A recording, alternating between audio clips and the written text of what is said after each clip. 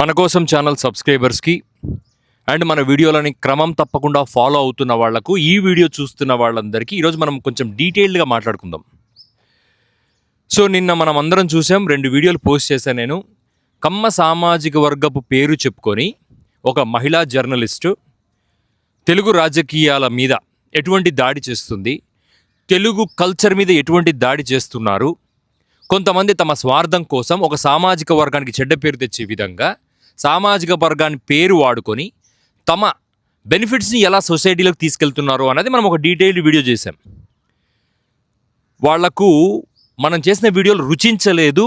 And at the same time వాళ్ళు ఒకటి అనుకున్నారు, ఈ మన కోసం అనే ఒక ఛానల్ యొక్క పీకను నొక్కేయాలి, వీళ్ళ వాయిస్ని కట్ చేయాలి.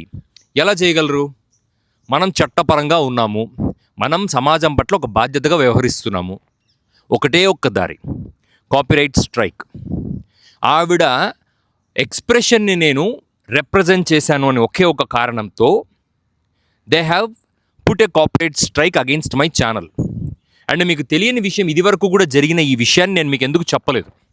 ఇది వరకు కూడా ఒక 4-5 నెలల క్రితం మీకు గుర్తుండే ఉంటుంది, వైఎస్ భారతి గారి మీద అవాకులు చవాకులు పేలిన ఒకడు అత్యంత దారుణంగా భారతి గారిని మాట్లాడిన ఒక వ్యక్తిని చూపిస్తూ ఆ రోజు కూడా నేను ఒక వీడియో చేయడం జరిగింది. ఆ వీడియో మీద కూడా కాపీరైట్ స్ట్రైక్ వేయటం జరిగింది. నేను ఆ వీడియోకి సంబంధించిన వాళ్లకు కాంటాక్ట్ చేయటం జరిగింది. కాంటాక్ట్ చేస్తే they did not even respond. సరే, కాపీరైట్ స్ట్రైక్ అంటే ఏంటి, అది ఎందుకు వేస్తారు అంటే, ఒక పర్టికులర్ వ్యక్తి యొక్క ఎక్స్ప్రెషన్ని కానీ, వాళ్ళ ఫోటోల్ని కానీ, వాళ్ళ వీడియోల్ని కానీ మనం చూపిస్తే వీడియోలో వాళ్ళు దాన్ని కాపీరైట్ స్ట్రైక్ వేస్తారు.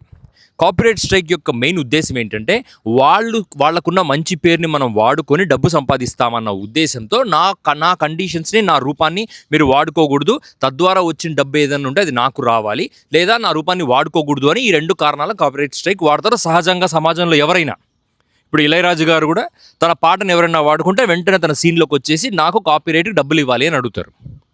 ఎందుకంటే అది వాళ్ళ ఇంటెలెక్చువల్ ప్రాపర్టీ కాబట్టి. కానీ ఇక్కడ ఈ పర్టిక్యులర్ ఇష్యూలో, ఈ పర్టిక్యులర్ లేడీ జర్నలిస్ట్ విషయంలో, లేదా గతంలో వైఎస్ భారతి గారి గురించి మాట్లాడిన ఒక వ్యక్తి విషయంలో జరిగిన కాపీరైట్ ఏంటంటే, the only aim is to take down the channel. మన కోసం అనే ఛానల్ని ఆపేయాలి, నిలబెట్టాలి, మన వాయిస్ వినపడకుండా చెయ్యాలి. అసలు వీళ్ళ ప్రయత్నం చూసారా? ఈ సభ్య సమాజంలో వీళ్ళు బ్రతుకుతున్న వీళ్ళు ఒక ముసుగు. నేను నిన్న చెప్పిన వీడియోలో 100% నిజం చెప్పాను. నిజాలు బయటికి వచ్చినప్పుడు మనుషులలో అసహనం పెరుగుతుంది, ద్వేషం పెరుగుతుంది, దాడి పెరుగుతుంది. అండ్ మీకు ఇంకో విషయం చెప్తాను, షాకింగ్ సర్ప్రైజింగ్ థింగ్. నేను ఇప్పటిదాకా కూడా నారా చంద్రబాబు నాయుడు గారు, నారా లోకేష్ నాయుడు గారు వీళ్ళిద్దరూ పరిపాలన మీద ధ్యాస పెట్టారు. కమ్మ సామాజిక వర్గానికి చెందిన వాళ్ళు అవటం మూలాన ఆ సామాజిక వర్గంలో చెందిన కొంతమంది నీచులు వీళ్ళను వాడుకొని అధికారాన్ని చలాయిస్తూ డబ్బు సంపాదిస్తున్నారు అన్నది నా ఉద్దేశం, నా ఇంటెన్షన్, నా ఆలోచన కూడా అదే. ఎందుకంటే 45 సంవత్సరాల రాజకీయ జీవితంలో చంద్రబాబు నాయుడు గారు కులం మీద బ్యాంక్ అవుతారని నేను ఎక్స్పెక్ట్ చేయలేదు, నేను ఊహించలేదు కూడా. ఈరోజు పొద్దున, ఈరోజు మిడ్నైట్ 12 గంటల వరకు కూడా నాకు అదే ఉద్దేశం ఉంది. కేవలం అతని చుట్టూ అతనికి సంబంధించిన వాళ్ళు ఇటువంటి వెధవలు చేరి డబ్బు సంపాదించుకుంటున్నారు, ఆ కులం బేస్ మీద వాళ్ళ ఎంటర్‌ప్రెన్యూర్‌షిప్ డబ్బుల్ని సంపాదించుకొని తద్వారా రాజకీయాలను ప్రభావితం చేస్తున్నారు అన్నదే నా ఉద్దేశం. ఈరోజు నా ఒపీనియన్ మారిపోయింది. ఎందుకు? నా వీడియో మీద కాపీరైట్ వేసిన వ్యక్తి పేరు గొట్టిపాటి వంశీకృష్ణ. ఈ గొట్టిపాటి వంశీకృష్ణ అనే వ్యక్తి డైరెక్ట్లీ అలైన్డ్ విత్ ఐటీడీపీ, అంటే social media wing of Telugu Desam party. ఈ సోషల్ మీడియా వింగ్కు తెలుగుదేశం పార్టీకి చెందిన ఈ వ్యక్తి కమ్మ సామాజిక వర్గాన్ని లేపుతా ఒక మహిళ మాట్లాడిన అనుచిత వాక్యాలను ఉద్దేశించి ఒక ఛానల్లో మాట్లాడితే కాపీరైట్ స్ట్రైక్ వేసి ఛానల్ని తీపిచ్చటానికి ప్రయత్నం చేస్తున్నాడు. అంటే దీన్ని మనం ఎలా చూడాలి?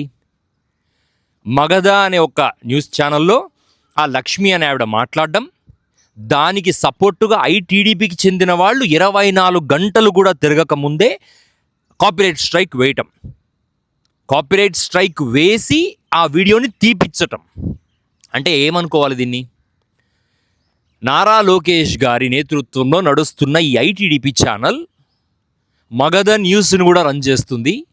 అంటే నారా లోకేష్ గారి ప్రమేయంతోనే ఈ మగధ న్యూస్ ఛానల్లో కమ్మ సామాజిక వర్గానికి జరిగిన ఈ చెందిన వాళ్ళను ఎలివేట్ చేస్తూ లేపుతా ఒక కల్చర్ని ఓన్ చేసుకోవడానికి ప్రయత్నం.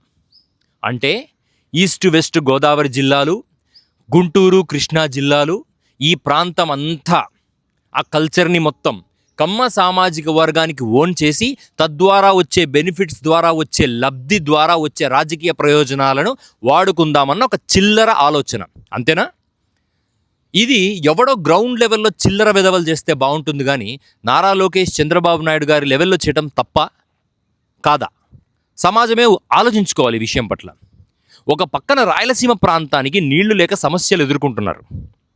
ఒక పక్కన ఉత్తరాంధ్రలో ఇన్ఫ్రాస్ట్రక్చర్ సరైన డెవలప్మెంట్ కానీ ఇన్ఫ్రాస్ట్రక్చర్ కానీ రైట్ పొజిషన్లో డిస్బర్స్మెంట్ లేక, అంటే ఈక్వల్ డిస్ట్రిబ్యూషన్ లేక ఇబ్బందులు పడుతున్నారు. ఒక పక్కన అమరావతి రైతులు వాళ్ళకు ప్లాట్లు వాళ్ళు ఇచ్చిన ల్యాండ్కు ఈక్విటబుల్గా వాళ్ళు ఇచ్చిన ల్యాండ్కి సరిపడా ప్లాట్ వాళ్ళకి రైట్ ప్లేస్లో రాలేదని డిప్రెషన్లోకి వెళ్ళిపోయి అరిచి గుండె పగిలి అరిచి జనాలు అసలు ఇది ఎంత పెద్ద విషయం అండి. ఒక రైతు తన ఆవేదన చెప్తూ అక్కడ స్పాట్లో మీటింగ్లో గుండె పగిలి చనిపోయాడు. దాన్ని చాలా లైటర్ నోటుగా చూపిస్తున్నారు వీళ్ళు, మీడియా వాళ్ళు.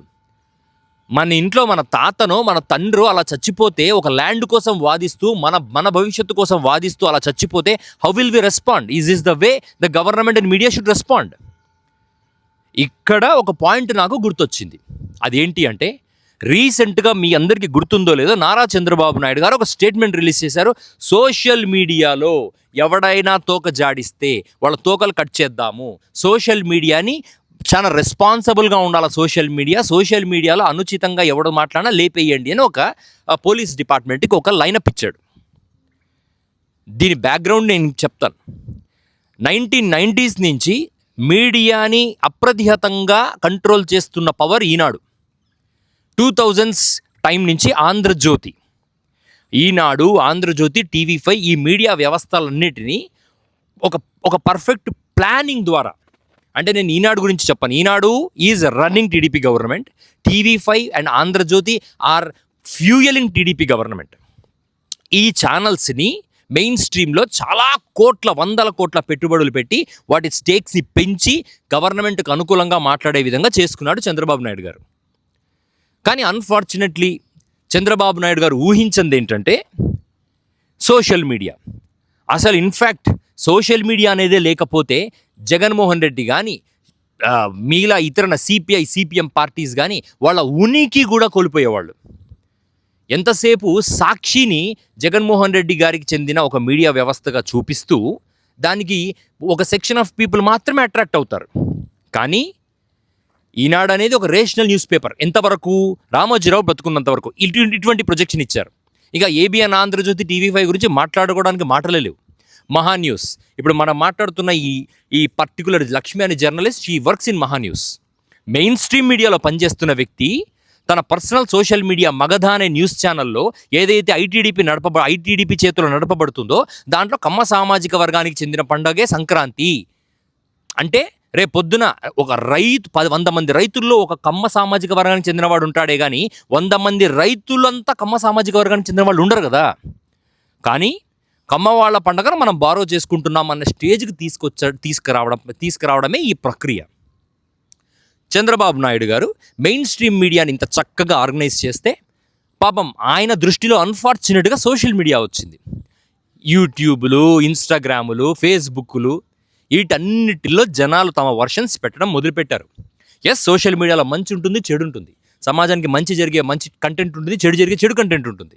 కానీ ఎప్పుడైతే మంచి కంటెంట్ పనిచేయడం మొదలు పెడుతుందో అప్పుడు స్వార్థపూరితమైన రాజకీయాలకు ఒక చెక్ పడుతుంది.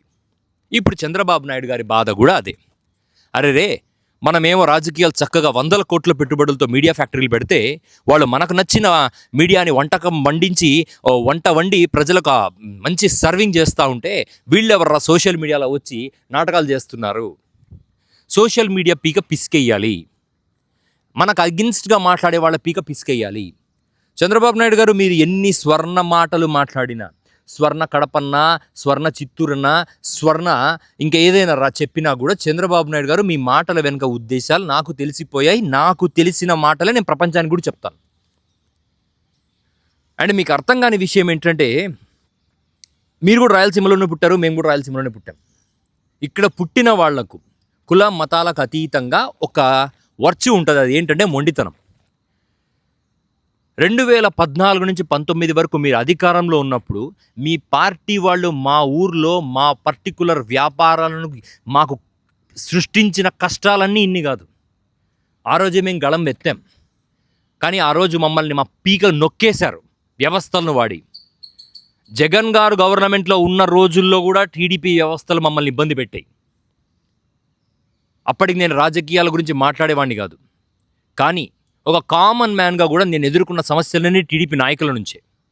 ఇవాళ సమాజం యాజ్ ఏ హోల్ టీడీపీ నాయకుల నుంచి, టీడీపీ వ్యవస్థల నుంచి ఒక సమస్యలు ఎదుర్కొంటున్నప్పుడు ప్రతిఘటించడానికి ఫైనల్గా నేను నోరెత్తాను. నా నోరు మూయించడానికి కొన్ని వ్యవస్థలు పనిచేస్తూ ఉన్నాయి.